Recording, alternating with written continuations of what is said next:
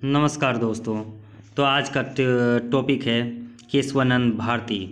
तो पिछले एपिसोड में मैंने देखा जाना कि गोलकनाथ मामले में लेकर इस इंदिरा गांधी के खास पेशकश को लेकर, और इस खास पेशकश में देखेंगे कि आप जान ही चुके होंगे कि हम केशवानंद भारती मामले की बात कर रहे हैं।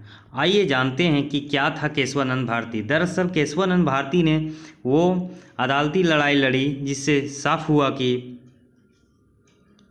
सरकारें संविधान के ऊपर नहीं हो सकती। केशवानंद भारती बनाम केरल राज्य से भारत में हम गर्व से कह सकते हैं कि संविधान सर्वोच्च है और ऊपर संसद भी नहीं। उस संसद में जहां जनता के द्वारा चुने गए प्रतिनिधि जाते हैं। 24 अप्रैल 1973 ये वो तारीख है जो भारत में दो अहम बातें हैं। इस दिन को भारत की यात्रा का एक नया मोड़ भी कह सकते हैं। क्रिकेट के भगवान सचिन तेंदुलकर का जन्म इसी दिन आदि 24 अप्रैल 1973 को हुआ था और इसी न्याय शास्त्र में एक और परिघटना हुई। ये घटना थी केशवानंद भारती बनाम केरल राज्य का सुप्रीम कोर्ट का ऐतिहासिक फैसला।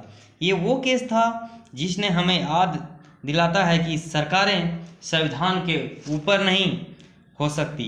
इस केस ने हमें बताया कि भारत में सत्ता का स्रोत संविधान है, संविधान सुप्रीम है। संसद संविधान में संशोधन कर सकता है, लेकिन संविधान संशोधन करने की संसद की शक्ति असीमित नहीं है। केशवानंद भारती इस मामले में मुख्य याचिकाकर्ता थे, जिसका 6 सितंबर 2020 में 79 साल की उम्र में केरल में निधन हो गया। केशवानंद भारती की अपील पर सुप्रीम कोर्ट ने इस मामले में संविधान में मूल ढांचे के सिद्धांत का प्रतिपादन किया और ये सिद्धांत कहता है कि संविधान का बेसिक स्ट्रक्चर यानी मूल ढांचा नहीं बदला जा सकता। आज जब देश की प्रचंड बहुमत की सरकार है तो कई बार संविधान की मूल भावना को लेकर यह चिंता की जा सकती है और कब कहा जा सकता है कि संविधान के मूल भावना के साथ संसद बहुमत के दम पर समझौता किया जा सकता है, लेकिन इस केस के बहाने सुप्रीम कोर्ट को 47 साल पहले ही संविधान के समझौते को लेकर संसद की शक्तियों की सीमा तय कर दी गई थी, बल्कि एक लक्ष्मण रेखा खींचने का और उस रेखा के बाहर चुनी हुई सरकारों के भी बाहर जाने की इजाज़त नहीं है। अब कहानी ये जानने की वक्त आ गया है कि सुप्रीम कोर्ट क्यों एक मठ का महंत। दरअसल केशवानंद भारती कासन मोड़ स्थित एक नीर मठ के प्रमुख थे। 19 साल की आयु में उन्होंने संन्यास ले लिया और इडनीर मठ के प्रमुख बन गए। 60-70 के दशक में इस मठ के नाम पर सैकड़ों एकड़ जमीन थी।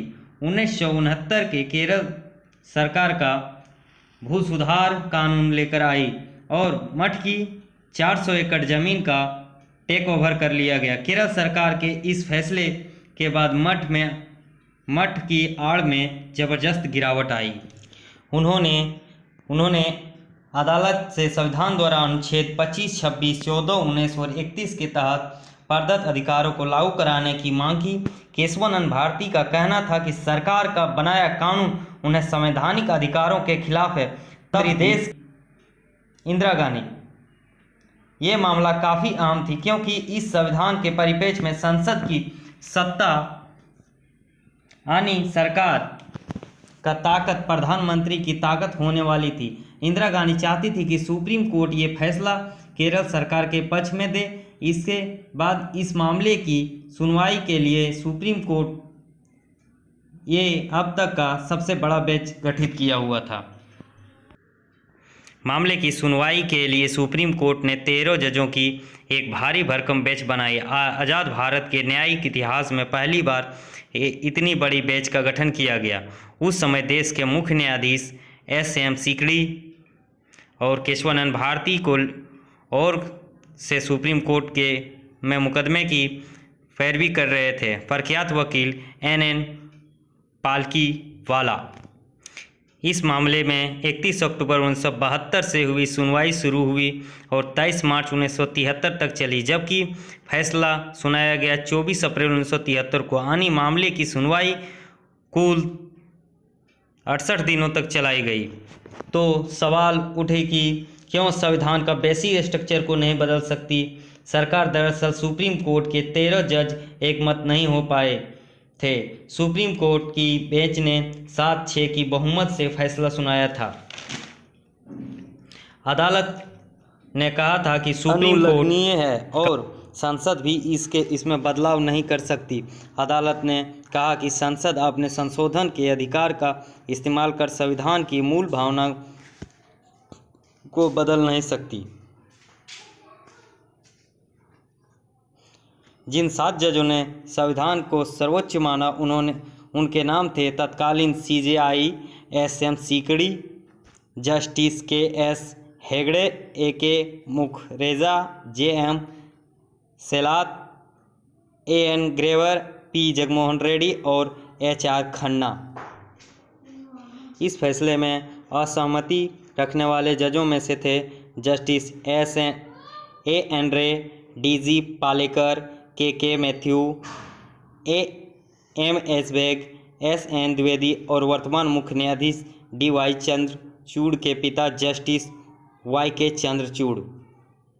कोई भी संशोधन संविधान की प्रस्तावना की भावना के खिलाफ नहीं हो सकता। तो सवाल ये उठा कि क्या है इस संविधान की मूल भावना। अगर हम आम बोलचाल की भाषा में सवाल कर सकते हैं या पूछा जा सकता है कि संविधान की मूल संरचना क्या है अथवा संविधान की प्रस्तावना का मूल ढांचा क्या है, इसका जवाब हमारे संविधान के निर्माता न्यायिक समीक्षा, धर्मनिरपेक्ष स्वतंत्रता, संघीय ढांचा, संसदीय लोकतंत्र और संविधान की मुख्य मूल भावना और भारत की राज्य व्यवस्था से जुड़े कई बड़े मामले में ये विशेषताएं मूल संरचनाएं का भाग मानी गई है। और ये स्पष्ट कह देना होगा कि मूल संरचना को मुख्य रूप से स्पष्ट नहीं किया गया है। तो सुप्रीम कोर्ट का सार यही था कि संसद संविधान का संशोधन कर सकती है, लेकिन ये संशोधन तभी तक विधि सम्मत है जब तक कि ये संविधान के मूल भावना का शरण न हो। सुप्रीम कोर्ट का दिया गया फैसला न्यायिक शास्त्र में एक सिद्धांत बन गया है और इसमें संविधान का मूल संरचना का सिद्धांत कहा गया। सुप्रीम कोर्ट की ये जुडिशरी की फैसले को लेकर कई अहम फैसला की बुनियादी बनी। संविधान सर्वोच्च है, संविधान सर्वोच्च, सरकार इससे ऊपर नहीं। संसद द्वारा बनाए गए कोई भी कानून संविधान से बड़ा नहीं है।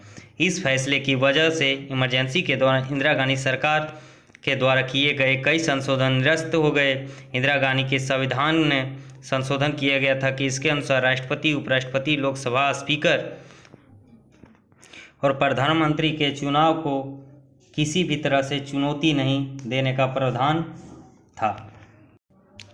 इस 41वें संविधान संशोधन के मुताबिक राष्ट्रपति, उपराष्ट्रपति, प्रधानमंत्री और राज्यपाल के खिलाफ किसी भी तरह का केस नहीं किया जा सकेगा, ना ही उसके कार्यकाल के दौरान, न कार्यकाल खत्म होने के बाद।